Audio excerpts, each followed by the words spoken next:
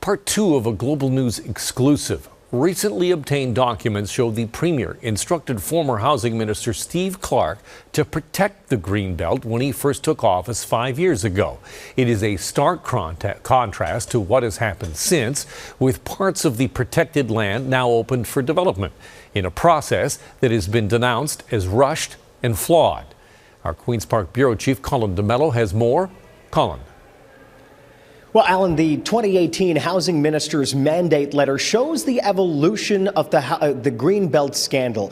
In 2018, the Ford government was clear in its approach and attitudes towards the Greenbelt that the housing minister was not to touch the Greenbelt at all. Suddenly, though, in 2022, after the government was re-elected, all of that changed.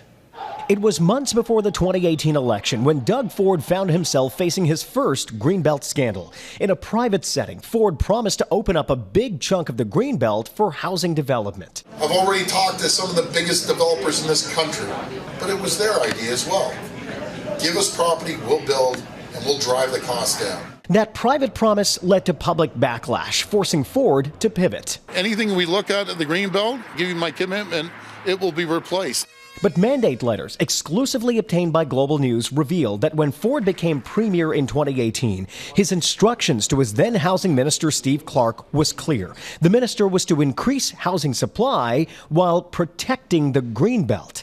5 years later, the government went back on that original promise. The new mandate to look at swaps and contractions of the Greenbelt. Critics say the process that followed was corrupt and driven by the development industry for their benefit. And what has become really apparent out of this is actually the Premier is really concerned with the super elites, the billionaires. He's done a great job of taking care of them.